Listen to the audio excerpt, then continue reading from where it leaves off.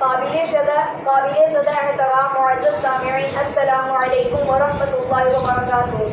میں محمد فرحان جماعت ہشتم کا طالب علم ہوں۔ آج آپ کے روبرو جشن یوم آزادی کے موقع پر انگریزوں کے خلاف انقلاب زندہ باد کی صدا بلند کرنے والے شہید بھگت سنگھ کے بارے میں عرض کرنے کی جسارت کر رہا ہوں۔ جناب والا، اصل فیصلے میں تاریخ مارچ کی 24 درج تھے، مگر چند ناقابل بیان وجوہات کی بنا پر یہ وقت لگ بھگ 16 گھنٹے آگے کرنا پڑا۔ جیل حکام نے کوشش کی تھی کہ یہ خبردار کنڈری کے اندر ہرگز نہ پہنچے، تو تینوں اسی طرح اگلے دن کا انتظار کرتے رہے۔ پنجاب میں باہر آ چکی تھی جب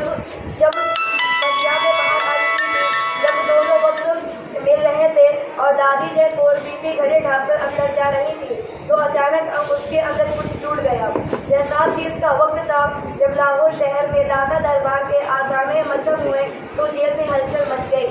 ڈیوٹی پر موجود مجسٹریٹ نے آنے سے انکار کر دیا تھا۔ ڈیوٹی نوکری بچانے کے خاطر قصور کے کارناری حج نواب محمد احمد بلایا۔ اسی نے حکم نامے پر دستخط کیے۔ وقت آنے پر تینوں اپنے پیروں کے گھاٹ کی طرف گئے۔ ان میں سے ایک نے انگریز ساتھی کو مخاطب کر کے کہا کہ صاحب کچھ لوگ ہندوستان میں لوگ موت کو کس طرح گلے لگاتے ہیں۔ جلاد نے ٹوکا دیا۔ اچانک مسکراہٹ کالے نقاب کے پیچھے چھپ گئی۔ گھڑی کی بڑی سوئی چھوٹی سوئی سے تھوڑا ہی پیچھے تھی کہ ایک ہاتھ ہوا میں لہرایا اور تین جسم پتے پر چھوٹ گئے۔ یہ 7:30 کا وقت تھا۔ رات کی تاریکی میں جیل کی پچھلی دیوار توڑ کر ان زندہ شہیدوں کے مردہ جسموں کو نکالا گیا۔ کانٹا سنگھ والا کے مضافات میں ارتھیوں کو آگ دکھا گئی اور رات ستلج کے پانی میں بہا دی گئی۔ جناب والا، جس دن بھگت سنگھ کی پھانسی کی خبر لگی اس دن ہندوستان میں پہلی مرتبہ گاندھی مرد آباد کا نعرہ لگا۔